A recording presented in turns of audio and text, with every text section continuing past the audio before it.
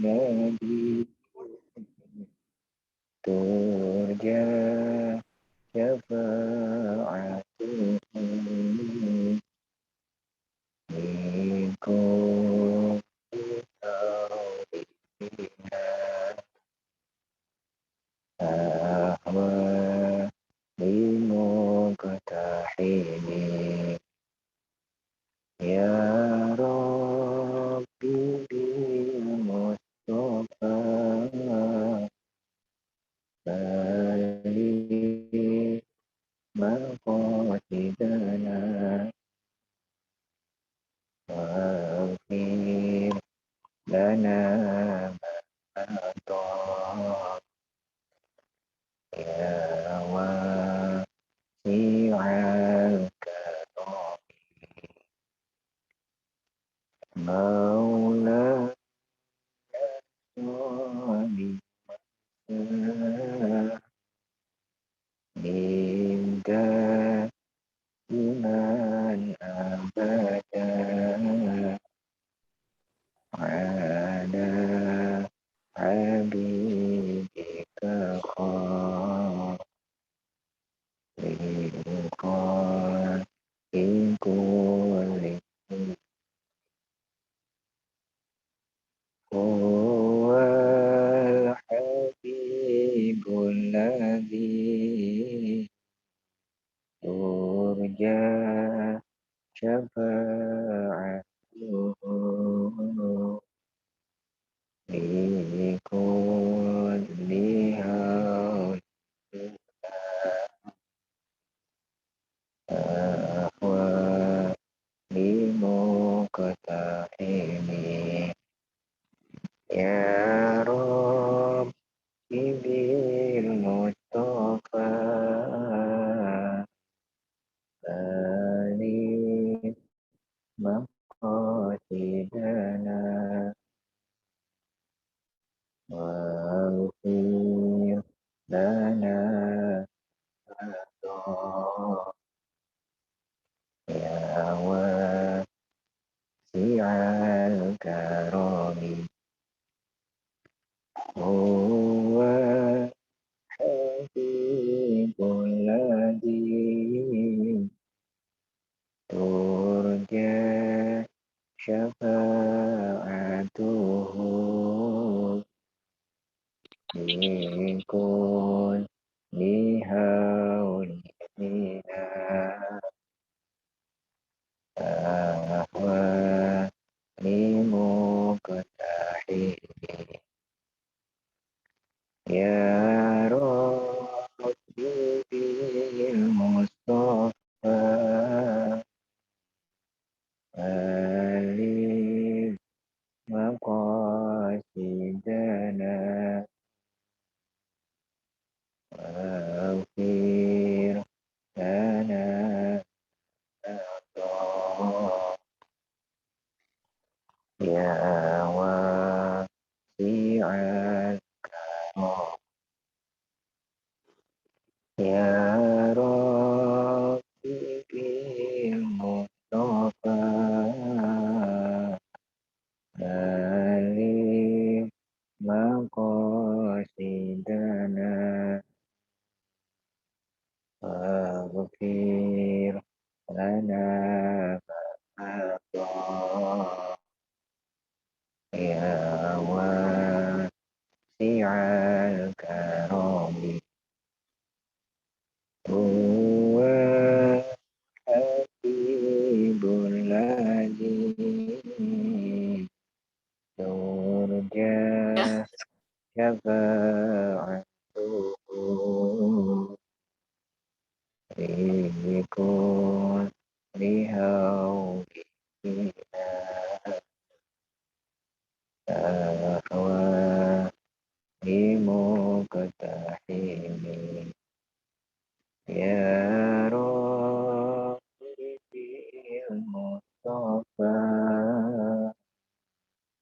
بلغ مقاصدنا واغفر لنا ما مضى يا واسع الكرم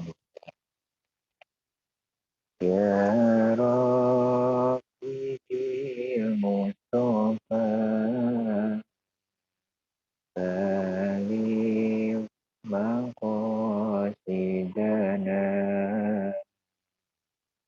واغفر لنا الخطايا يا واسع الكرم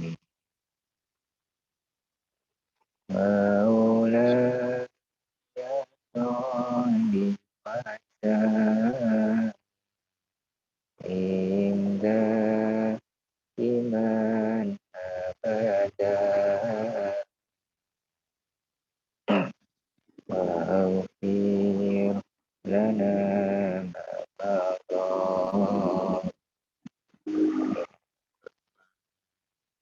مضى الكرم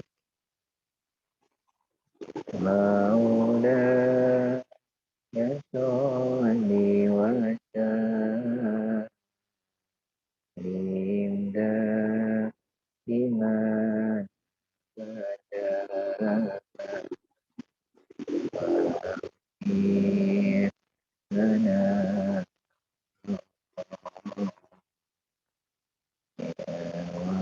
واسع الكرم هو حبيب الذي ترجى شفاعته في كل من الأهوال بمقتحم يا ربي بالمصطفى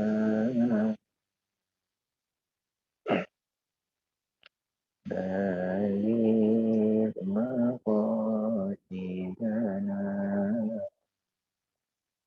واغفر لنا واسع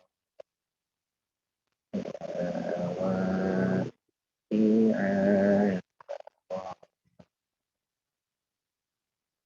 يا ربي بالمصطفى بلغ مقاصدنا واغفر لنا خطايانا واسع الكرم يا ربي بالمصطفى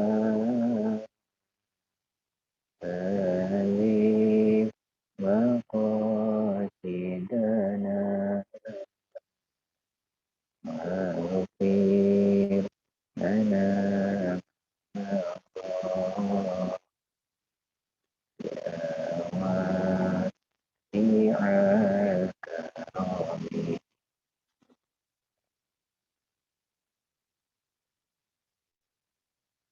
Assalamualaikum warahmatullahi wabarakatuh. Waalaikumsalam warahmatullahi Waalaikumsalam wabarakatuh. warahmatullahi wabarakatuh. Ala hadiniyah liridallah li syafaati rasulillah wa ila hadrati ikhwanihi minal anbiya wal mursalin wal awliya wal syuhada wal salihin was sahabati wa tabi'in wal ulama wal musannifin wa jami'il malaikatil muqarrabin khususan muallif hadzal kitab wa ala kulli niyatin salihah wa ala kulli niyatin ma nawa salafus salih wa liqadai hajatina al-fatihah. أعوذ بالله من الشيطان الرجيم بسم الله الرحمن الرحيم الحمد لله رب العالمين الرحمن الرحيم مالك يوم الدين إياك نعبد وإياك نستعين اهدنا الصراط المستقيم صراط الذين أنعمت عليهم غير المغضوب عليهم ولا الضالين آمين. الفاتحة. أعوذ بالله من الشيطان الرجيم. بسم الله الرحمن الرحيم. الحمد لله رب العالمين الرحمن الرحيم مالك يوم الدين إياك نعبد وإياك نستعين اهدنا الصراط المستقيم صراط الذين أنعمت عليهم غير المغضوب عليهم ولا الضالين آمين. الحمد لله رب العالمين وبه نستعين على أمور الدنيا والدين والصلاة والسلام على أشرف الأنبياء والمرسلين سيدنا ومولانا محمد. أشهد أن لا إله إلا الله وحده لا شريك له وأشهد أن محمدا عبده ورسوله. اللهم صل على حبيب الرحمن عدد ما يكون وما قد كان. Alhamdulillahirabbil alamin. Kita meneruskan kajian Sirah Nabawiyah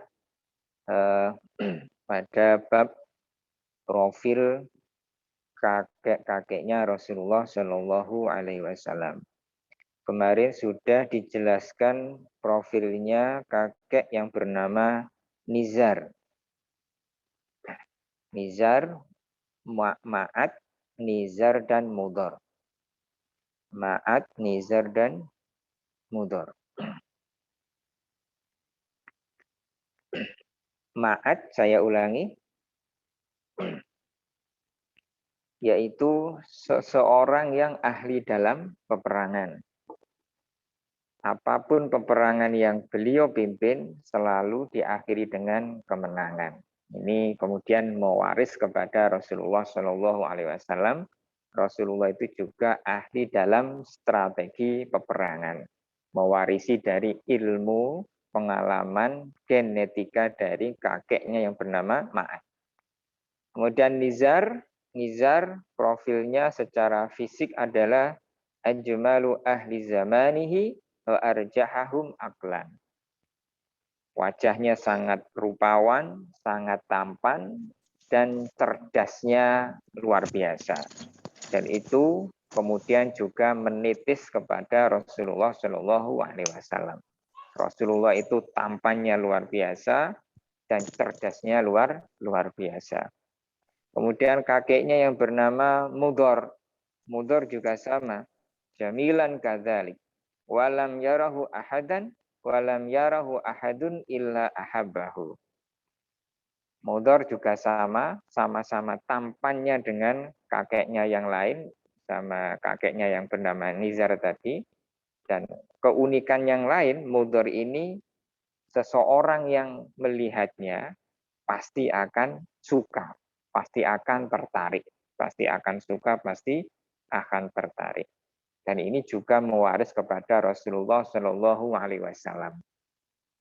Seseorang yang melihat wajahnya Rasulullah belum beriman, jadi ada kisah, ada orang Badui jauh dari pelosok kampung, tahu-tahu datang ke kota Mekah, ingin melihat dan mendengar agama baru, ajaran baru yang dibawa oleh nama seseorang bernama Muhammad Rasulullah Shallallahu Alaihi Wasallam. Kesampainya di Mekah, di dalam perjalanan, tahu-tahu ketemu dengan sesosok yang tampan, yang berwibawa, kemudian ditanya oleh seseorang yang berwibawa tersebut, kamu dari mana, mau apa, tujuanmu apa? Dijawab oleh orang Badui tadi, saya ingin bertemu dengan Muhammad yang katanya mengajarkan ajaran baru, agama baru. Saya ingin melihat seperti apa profilnya Muhammad tersebut. Akhirnya Rasulullah membuka jati dirinya, aku adalah Muhammad, aku adalah Rasulullah. Saat itu juga Badui tadi yang melihat tampan wajah rupawanya Rasulullah Shallallahu Alaihi Wasallam kemudian syahadat, asyhadu an la ilaha illallah wa asyhadu anna Muhammadar Rasulullah. Itu daya tariknya Rasulullah Shallallahu Alaihi Wasallam sedemikian rupa. Bahkan dikisahkan pula musuhnya Rasulullah yang bernama siapa? Salah satunya Abu Jahal. Ya, Abu Jahal itu setiap kali berpapasan dengan Rasulullah, setiap kali berjalan atau melintasi rumahnya Rasulullah, itu selalu melengos. Abu Jahal itu selalu melengos, menghindari melihat wajahnya Rasulullah. Kenapa? Karena Abu Jahal itu tahu dan meyakini sebetulnya ajarannya Nabi Muhammad itu adalah ajaran kebenaran. Otaknya menerima, tapi hatinya menolak. Karena apa? Karena belum adanya hidayah yang masuk kepada Abu Jahal. Secara otak, secara nalar, Abu Jahal itu mengakui kebenaran. Nah, karena mengakui kebenaran agama yang dibawa Muhammad Rasulullah SAW dan ketakutannya ketika melihat wajah Rasulullah sehingga nanti dikhawatirkan akan mengimani, mengikuti menjadi umatnya Muhammad SAW. Sehingga setiap kali berjumpa, bertemu dimanapun, Abu Jahal ini tidak pernah menatap wajahnya Rasulullah Shallallahu Alaihi Wasallam. Karena setiap orang yang melihat wajahnya Rasulullah itu langsung tertarik dengan kewibawaannya Rasulullah Shallallahu Alaihi Wasallam. Dan ketertarikannya itu membuat rata-rata sahabat-sahabat di generasi pertama itu adalah kemudian masuk Islam. Karena wajahnya saja sudah membawa kebenaran. Wajahnya saja menjauhkan daripada bahwa orang tersebut betul-betul bukan orang biasa, bukan orang pembohong, bukan seorang yang ahli sihir dan lain sebagainya. Tapi betul-betul bahwa Muhammad Rasulullah Shallallahu Alaihi Wasallam adalah utusan Allah Subhanahu wa Ta'ala. Itu mewarisi dari kakeknya bernama Nizar sama Mudor. Sebetulnya juga kakek-kakeknya yang lain juga tampan-tampan, gagah-gagah dan berwibawa semua. Dan saya ulangi, semua nabi, semua rasul itu semuanya rata-rata fisiknya tampan, tubuhnya gagah, berwibawa, tidak ada yang kekurangan secara fisik. Baik secara fisik maupun spiritual, memang nabi dan rasul itu makhluk yang super spesial. Super spesial. Baik, itu Mudor. Berikutnya kakeknya yang bernama Ilyas. Ilyas, ini Ilyas bukan Nabi Ilyas, tapi kakeknya Rasulullah yang bernama Ilyas. Ilyas ini mempunyai karakter sama dengan seseorang yang bernama Luqman Al-Hakim. Ya, Ilyas ini mempunyai karakter sama dengan profilnya Luqman Al-Hakim. Kita mendengar, kita lihat, kita tahu, dan sedikit kita memahami Luqman Al-Hakim yang ada di dalam Al-Quran, orang yang sangat takwanya luar biasa. Riwayat mengatakan beliau bukan nabi, bukan rasul, tapi kekasihnya Allah. Bukan nabi, bukan rasul, tapi kekasihnya Allah. Bahkan kemudian diabadikan di dalam Al-Quran. Karena takwanya, karena kesolehannya itu sudah di atas rata-rata, itu kemudian diabadikan di dalam Al-Quran. Luqman Al-Hakim. Nah, kakeknya Rasulullah ada yang mirip karakternya, bahkan sama dengan Luqman Al-Hakim. Ya, itu adalah yang bernama Ilyas. Kemudian Fihir.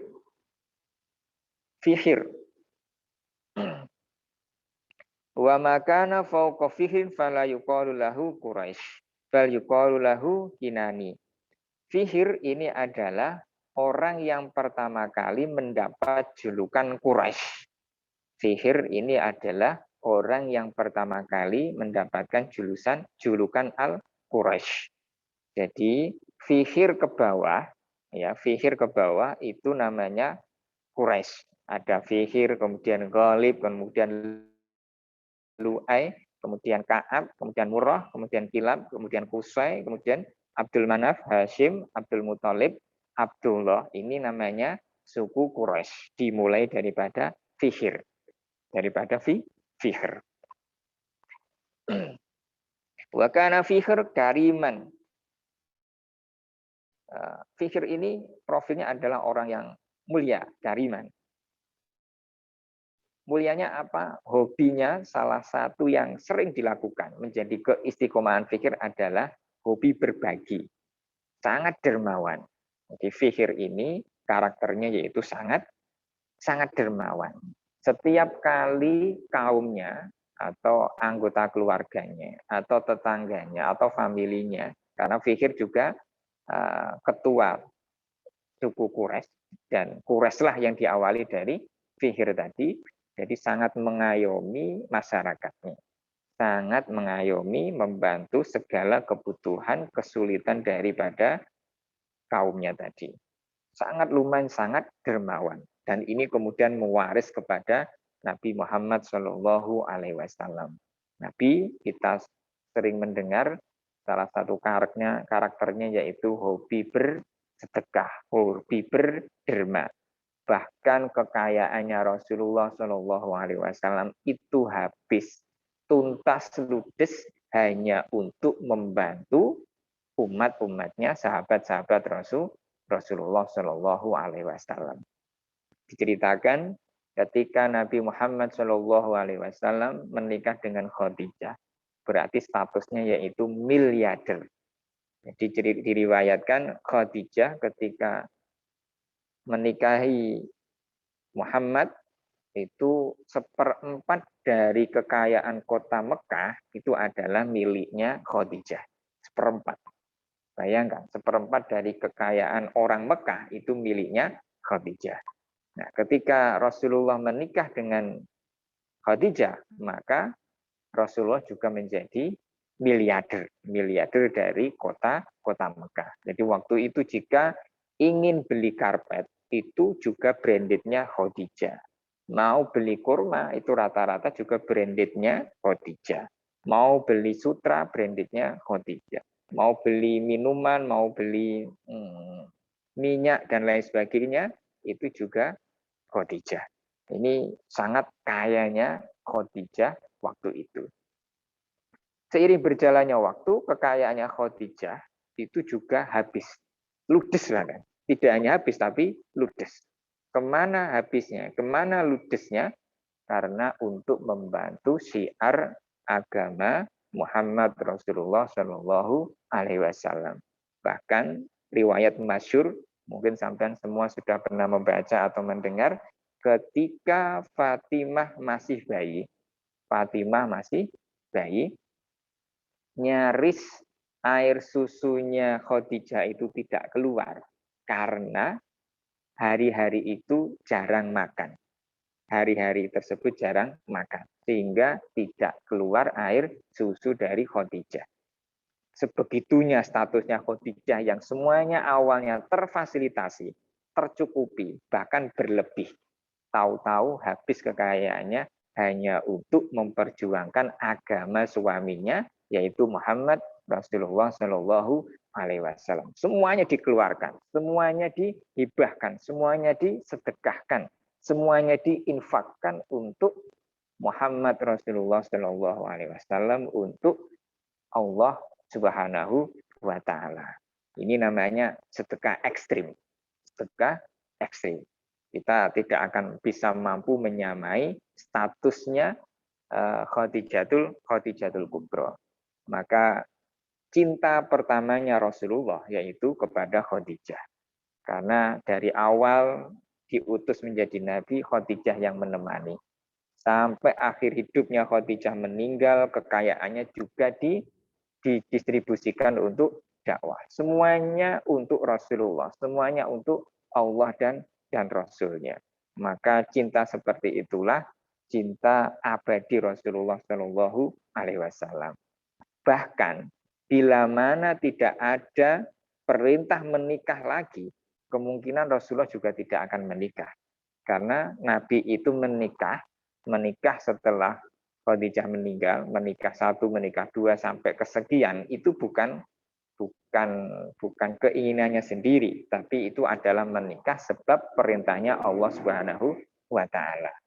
Bahkan diceritakan saking cintanya Rasulullah kepada Khadijah, istri Rasulullah Aisyah sampai cemburu, ya, sampai cemburu ketika makan bersama ada 2 piring, kemudian disiapkan 1 piring, berikutnya ada 3 piring.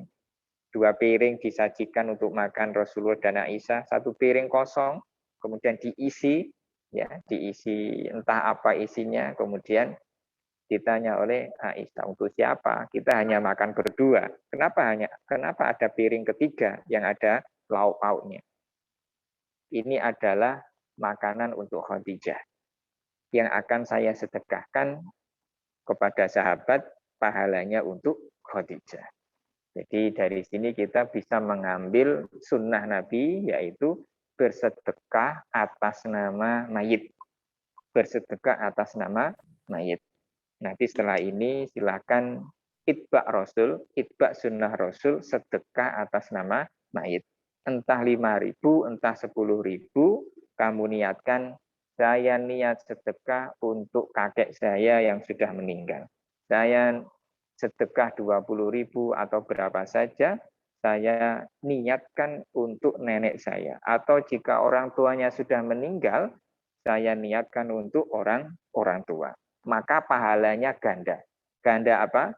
Yang bersedekah mendapat, pun yang dikirimi sedekah juga dapat. Itu pahala jika ingin berganda, itu niatkan ganda. Ini sudah diberi contoh oleh Rasulullah Shallallahu Alaihi Wasallam. Kemudian, bila mana nanti sampean semua sudah berkeluarga, atau nanti setelah ini sampean memberitahu ibu bapaknya untuk mensedekahi anaknya. Jadi orang tua infak ke masjid, infak ke yayasan, infak ke yatim piatu, berapapun jumlahnya, entah 10.000, 50.000, 100.000, diniatkan sedekah atas nama anaknya yang masih hidup, sedekah atas nama anaknya yang sedang belajar, sedekah atas nama anaknya yang sedang mengaji. Itu nanti efek positifnya anak tersebut akan mudah mendapatkan ilmu dari Allah, akan mudah mendapatkan hidayah dari Allah, akan mudah mendapatkan cita-citanya dikabulkan oleh Allah. Efek daripada sedekahnya orang tua untuk anaknya yang sedang belajar. Itu penting. Itu penting. Nah, nanti setelah ini silakan disampaikan ke orang tuanya. Bu atau Pak, tolong besok pagi atau setiap pagi sedekah subuh kah? Atau setiap Jumat kah? Atau seminggu sekali? Atau sebulan sekali? Usahakan orang tua itu sedekah di atas namakan anaknya. Untuk apa? Untuk keimanan anaknya supaya semakin meningkat. Untuk keislaman anaknya semakin baik. Untuk keihsanan anaknya semakin berkualitas. Karena doa orang tua kepada anaknya itu la mardudun. Doa orang tua kepada anaknya itu tidak ditolak oleh Allah Subhanahu wa taala. Jadi mintalah doa kepada orang tua yang baik-baik. Bukan hanya pas ulang tahun setahun sekali, bukan. Ya, jangan hanya setahun sekali pas ulang tahun, jangan. Usahakan setiap minggu atau setiap hari bila mungkin, atau setiap bulan diusahakan orang tua itu sedekah di atas namakan orang tua. Begitu nanti setelah ini orang tuanya diajak diskusi seperti itu, ya. Siap ya? Itu Fihr. Kemudian kakeknya Rasulullah yang bernama Ka'ab. Ka'ab ini diceritakan adalah orang yang pertama kali kana yajma'u qaumuhu yaumal arubah yaumur rahmah wa huwa yaumul jum'ah. Ka'ab ini adalah orang yang punya inisiatif, punya ide, punya gagasan yang kemudian diaplikasikan. Apa berupa idenya? Yaitu mengumpulkan masyarakatnya di hari Arubah. Di hari Arubah.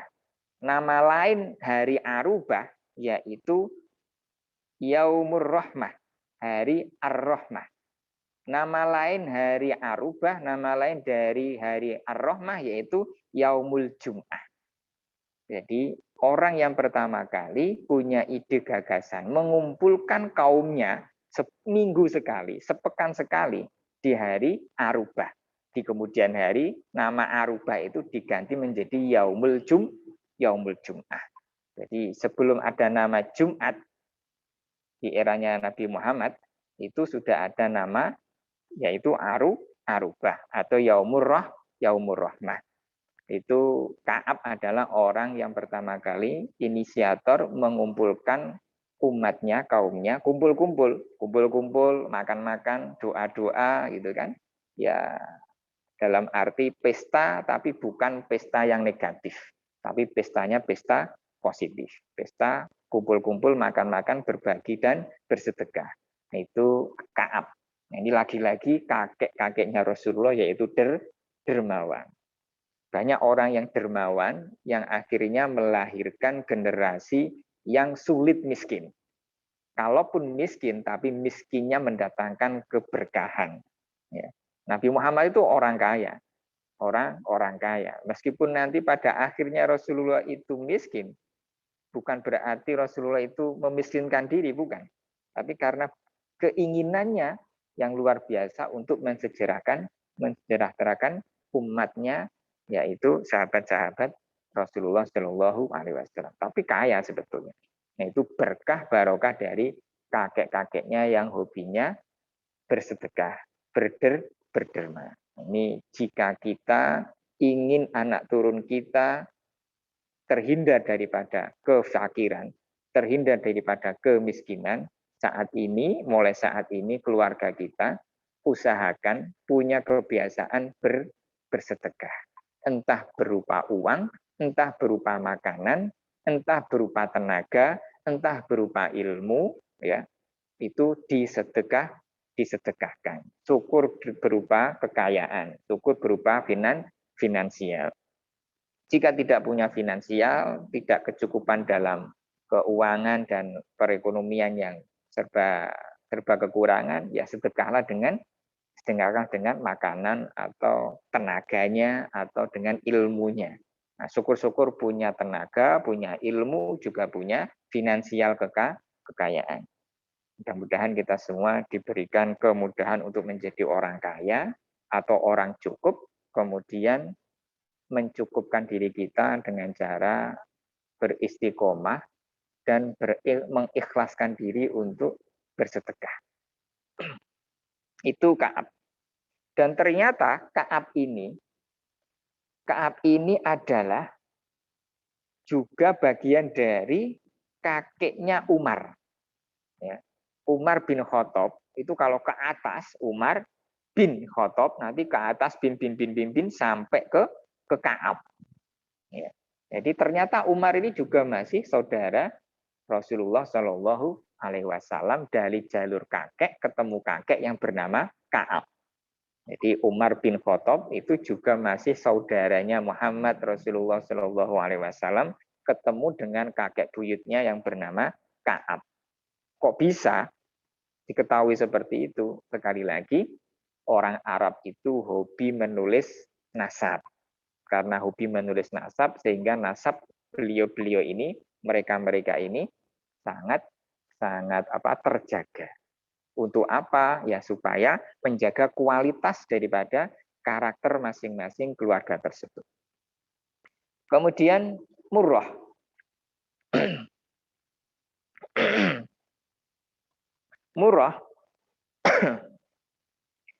Murrah ini juga kakeknya Rasulullah sekaligus kakeknya Abu Bakar Siddiq yang ke-6.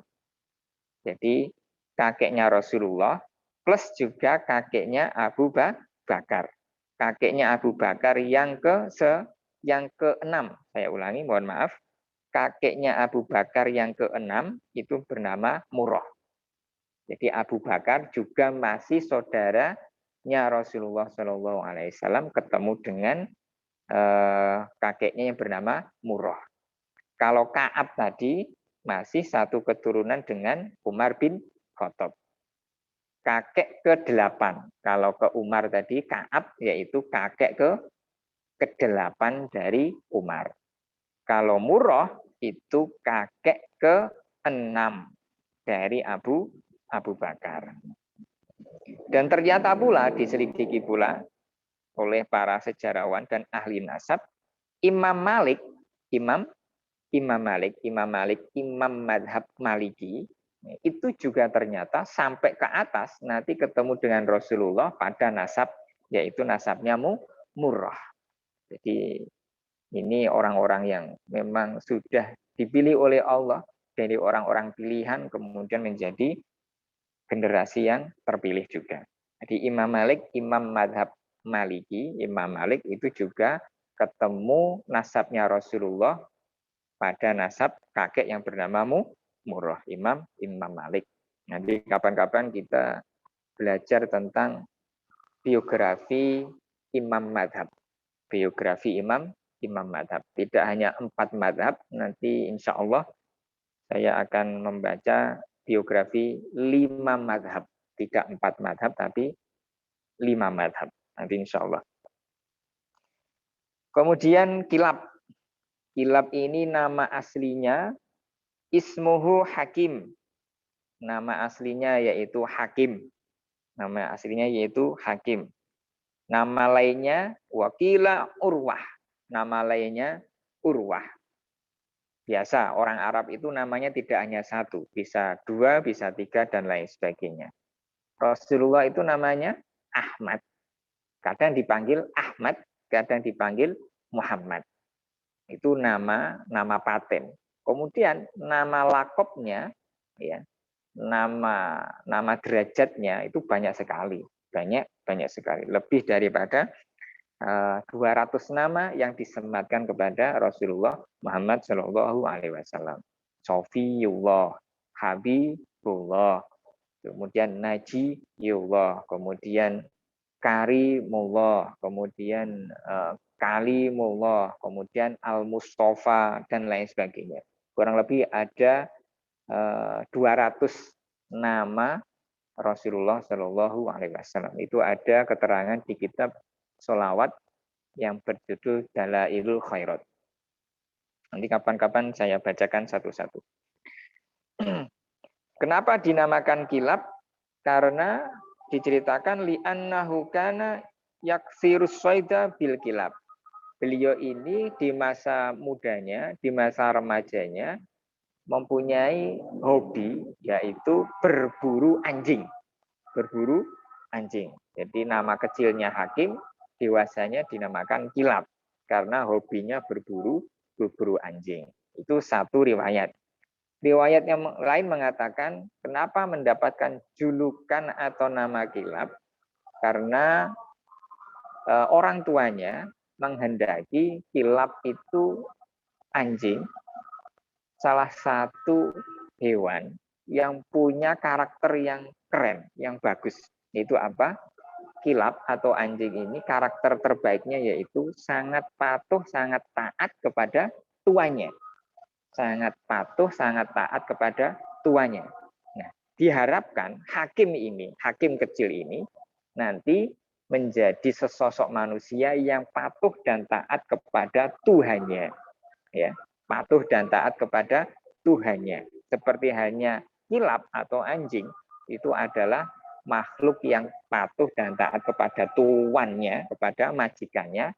Nah, ini ayahnya Kilab juga berharap kelak Kilab ini atau hakim ini akan menjadi manusia yang patuh dan taat kepada Allah Subhanahu wa Ta'ala. Ini Kilab. Dan ternyata di sini dijelaskan wahwa jaddus salis li Aminah ummihi sallallahu alaihi wasallam. Fahuwa multaqa nasabu abihi binasabi ummihi.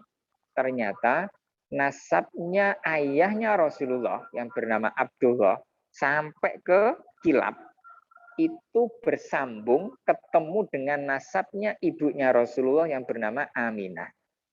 Jadi Aminah itu kalau ke atas kakeknya nanti sampai ke Kilab, ya, sampai ke Kilab, Kilab. Ternyata hanya kakek ketiga dari Aminah,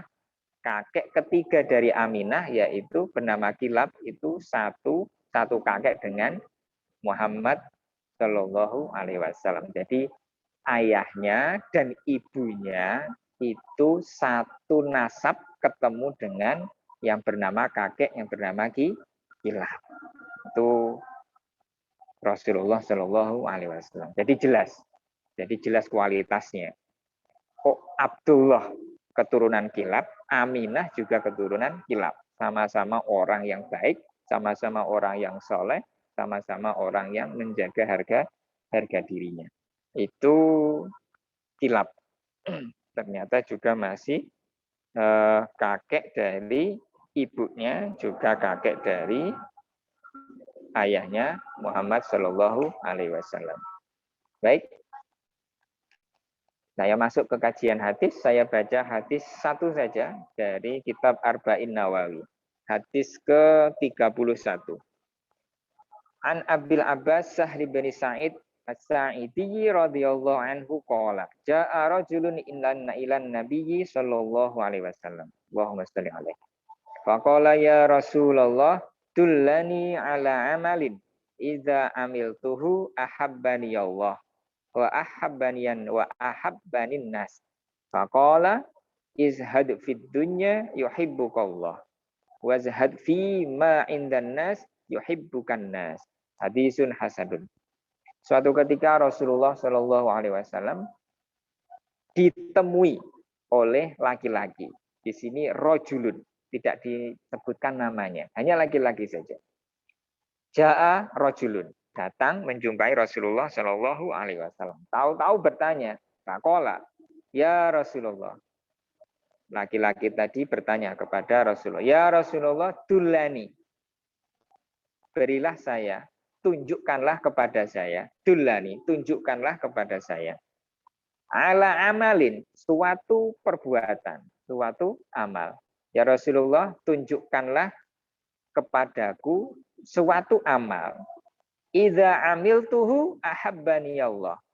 Jika amal itu saya lakukan, maka saya akan dicintai Allah. Jika amal itu saya lakukan, maka saya dicintai Allah. Dan jika saya amalkan, saya pun juga akan dicintai manusia.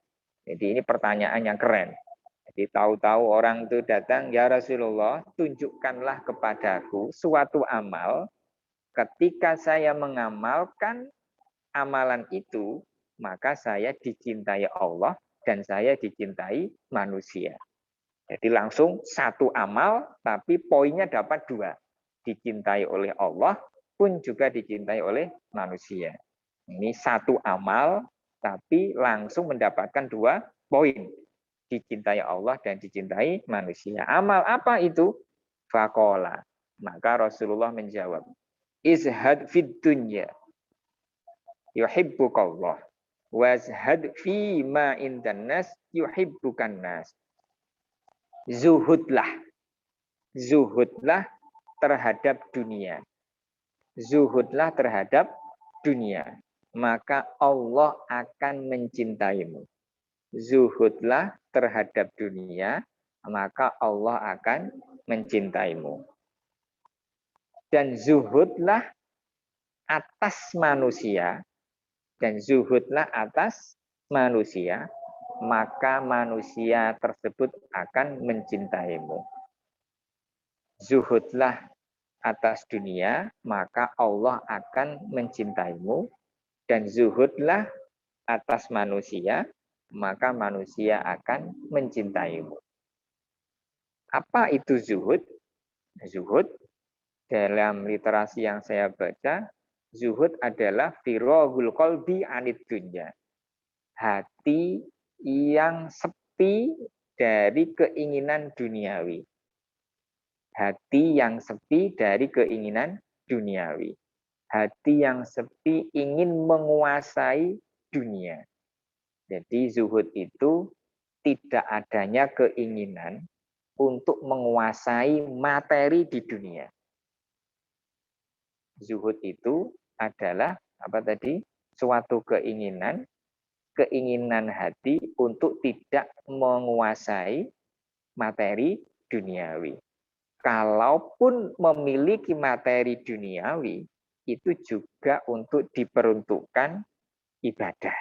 Jadi kalau punya materi berupa kekayaan finansial, berupa kekayaan koneksi dan lain sebagainya, berupa kekayaan, kenalan dengan banyak pejabat, penguasa, dan lain sebagainya, bukan untuk memperkaya diri, bukan untuk duniawi itu sendiri, tapi kekayaannya diperuntukkan untuk ibadah kepada Allah. Jadi kalau pesannya Rasulullah ini adalah zuhudlah atas dunia. Jadi jangan mencintai dunia. Memiliki dunia boleh, yang tidak diperkenankan yaitu mencintai dunia. Karena dunia itu sifatnya fana, sifatnya rusak. Jika dicintai, maka orang tersebut mencintai sesuatu yang rusak.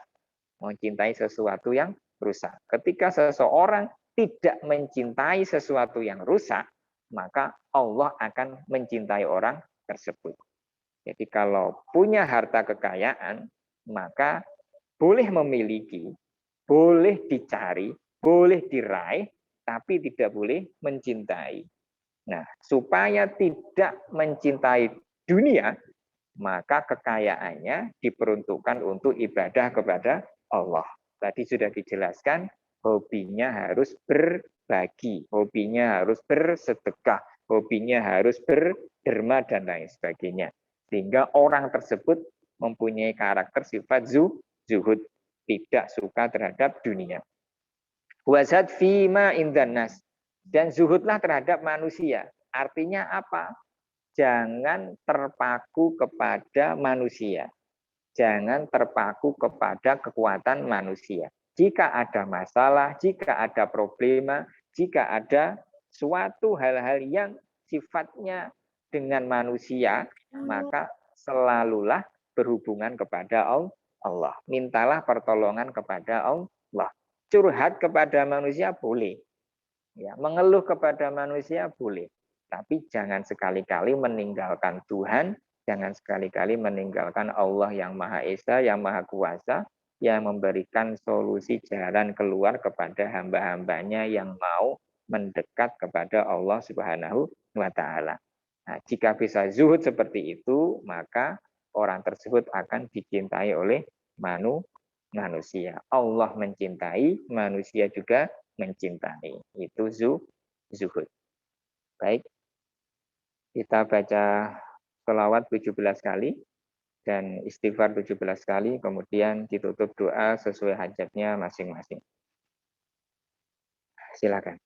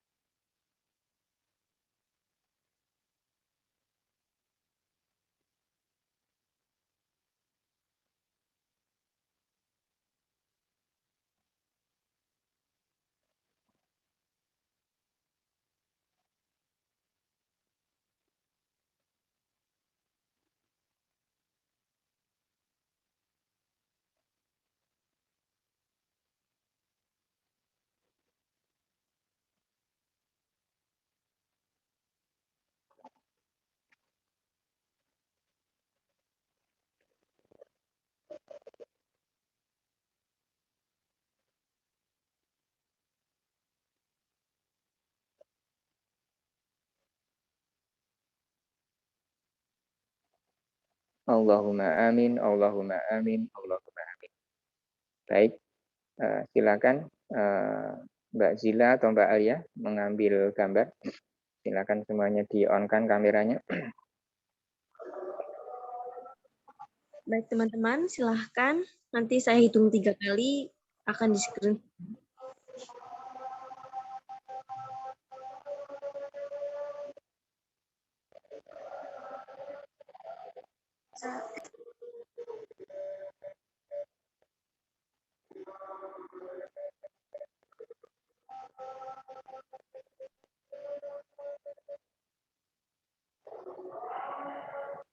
belum on cam, silahkan bisa on cam.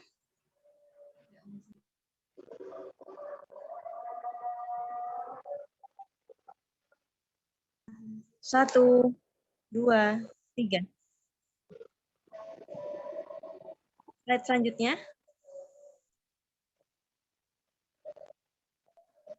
Oke, slide selanjutnya. Saya hitung.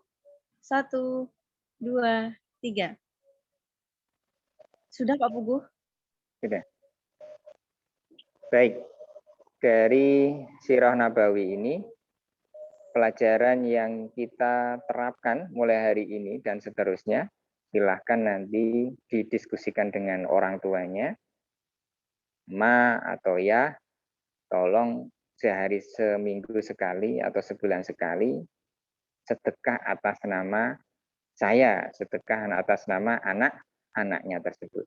Ya, setelah ini silakan hubungi orang tuanya, ngobrol dengan orang tuanya, usahakan ayahnya atau mamanya sedekah atas nama anaknya. Faedahnya apa? Manfaatnya apa? Yaitu untuk kemanfaatan ilmunya anak tersebut, keberkahan umurnya anak tersebut, dan kebaikan dari anaknya tersebut. Itu sedekah orang tua di atas namakan anaknya.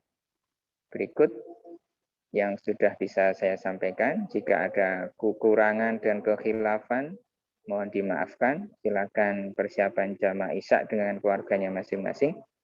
Walafu minkunna. Wassalamualaikum warahmatullahi wabarakatuh. Waalaikumsalam Wabarakatuh. Wabarakatuh.